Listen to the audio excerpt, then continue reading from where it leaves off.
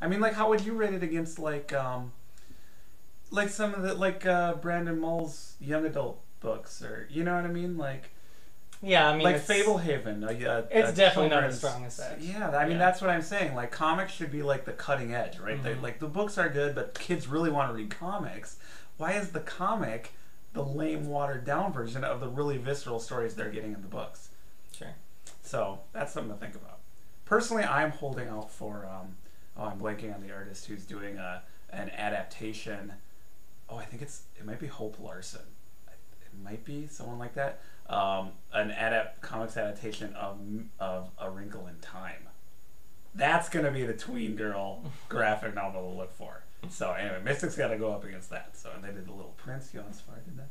So anyway, so yeah, okay, that's Mystic. What are you gonna do? You like it? I did like it. All right. Well, I mean, like I said, it didn't offer much, like beyond what you've seen before. But I really enjoyed the art. I guess I'm hopeful from the original series that it's going to go to some of those cool places that went. Perhaps. I guess we'll kind of see. We'll see. Time will tell. Who will be right, Dave or I? We'll find out. All right. Well, enough about Mystic for now. We are also reviewing on this show the first issue of Rachel Rising. So this is Rachel Rising #1 by a terrible angle on this. Terry Moore. So Terry Moore is an artist. I think all his stuff, or at least all his series that he's done, have been self-published through Abstract Studios. Right, that's his own thing. Correct. All black and white books. He's best known as the creator of the long-running, now concluded, but it ran for a long time, Strangers in Paradise, which was kind of a soap opera comedy drama that he did for a lot of years. A lot of people really like that. He also recently did Echo, was the name of his kind of superhero sci-fi thing. And so now this is his kind of third big effort, Rachel Rising. Rachel Rising is kind of a... We actually talked about this before. You wanted to kind of build this show as like a fantasy episode of the podcast. And I was like, is Rachel Rising really a fantasy? I mean, it definitely has fantasy elements, so it probably technically is.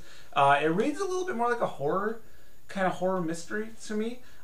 Essentially, there is not much that happens in this first issue. There is very little plot. It is essentially about a girl, a woman, Rachel, rises at the very beginning from a very shallow grave, apparently having been killed, and now she's back. She doesn't know why, we don't know why, and takes the very first tentative steps towards piecing together what happened to her. She doesn't quite remember how she was killed, so there's a mystery there, and that's it. And then the issue ends. There's not a lot going on. There's no little introductory piece by Terry Moore at the end, which I would have appreciated. So there's not a lot to talk about with Rachel Rising, honestly. So with what's here, I like this better than Mystic. This is my favorite of the two this week. I did think what little is here, the opening sequence where she rises from the grave is done silently. It's all silent comics. I liked it. That was effectively done. And it's kind of an intriguing mystery. You know, why is she back? What's happening? That opening sequence is very mysterious. There's kind of another woman there, and so it seems like it could be a cool comic. But at this point, not too much more to say about it. Nice black and white art by Terry Moore. I don't know that he's a top tier. I would say he is. I really like. Well, the thing with Terry Moore is I put him kind of in the same. I kind of think of him along with artists like Jeff Smith and Dave Sim, only because they all do these creator-owned black and white long-running series. Stan Sakai with Usagi Yojimbo. So he's, and then if you think on a craft level, he's clearly not there. As far as those others, as far as craft goes, but it's well drawn, and I could follow everything that's going on. So it was fine, I guess. It's kind of like reviewing a scene, like not even a whole chapter. Just there's so little here, and it cuts off very abruptly. I actually kind of like that. I thought that was kind of effective in this first issue. So yeah, I guess I liked Rachel Rising fine for what's here. Are you gonna keep reading this one? Do you think? Oh yeah. Yeah. So I'll probably read the other issue for sure then. So it's pretty good. If you like Terry Moore, you definitely want to check it out. I haven't read anything else by Terry Moore. You read a little bit of Strangers in Paradise. Yeah, I didn't really care for Strangers in Paradise. I only read a little bit of it, but I kind of gave up on it. Echo, I really enjoyed though. Yeah. And the beginnings of this remind me of the beginnings of Echo actually. Okay. It definitely gets kind of weird as it goes along too, like Echo did. Not like Lost weird, but kind of goes in that direction a little bit. And it becomes more superhero-y as it goes along. But this started out with the kind of like small things that kind of happen, very cinematic like look to it, like in this. Yeah. It was well done. Yeah, but yeah, things kind of slowly build. Not too much happens. A lot of dialogue in like Echo. This one, I'm sure the mystery is going to take over in the next couple of issues as she tries to explore what happened to her. But yeah, I think it had some like really nice imagery in it. I like that very end scene, like you said, like how they cut it off. I kind of feel like that was maybe done just because it is being written with the thought of this will eventually be read as a book, as a trade paperback, as so many things are. But they did cut. It was that abrupt kind of end to it. It kind of worked somehow. I thought that it was actually kind of effective. I don't know if it was designed or an accident, but I liked it. I would have liked a little thing at the end. Don't you think so? I'm kind of intrigued by it, though. You know what I mean? Maybe it intrigues you. What's your appetite a little bit? He's giving you so little, you really want more.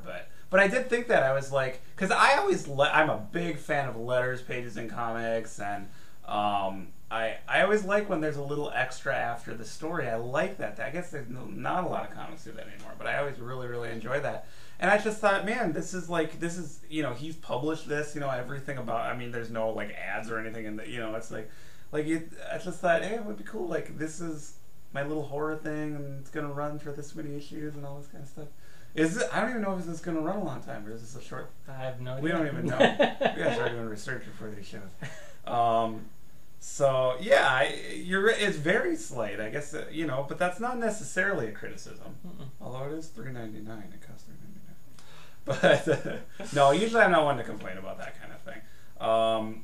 So yeah, I don't think I have a word more to say about Rachel Rising. Yeah. But I did like it. It was good. I mean, you should read Rachel Rising. I mean, if you're at the comic book store and you only have money for one comic book, you should get Rachel Rising instead of Mystic. But you should probably get something else other than Rachel Rising or Mystic. You know what I mean? Okay. So I bet both of these stories would be better in a collection. Yeah, I mean, but that's just how it is. It's how they're written nowadays, like a lot of books. So yeah, that's true for everything. So eventually we need to start reviewing graphic novels. A collection. Okay, this is a terrible idea to do these things. It's not working at all. No, it's good. I think we are probably going to shake things up a little bit. Yep. Next week, we've done 3 weeks now of each week we do 2 single issue comic books.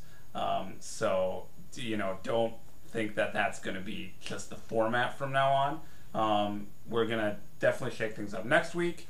And we had always intended to do a lot of different kinds of stuff. So watch for it. And I guess if you believe Dave, read Mystic and Rachel Rising. If you believe me, just read Rachel Rising. Or just do something else. I don't know. Ridiculous. Okay, I think that's maybe it for this episode. All right. Okay, we'll see you guys next time, and stay tuned. We got some really good stuff coming up on the podcast. Thanks for watching. Thank you.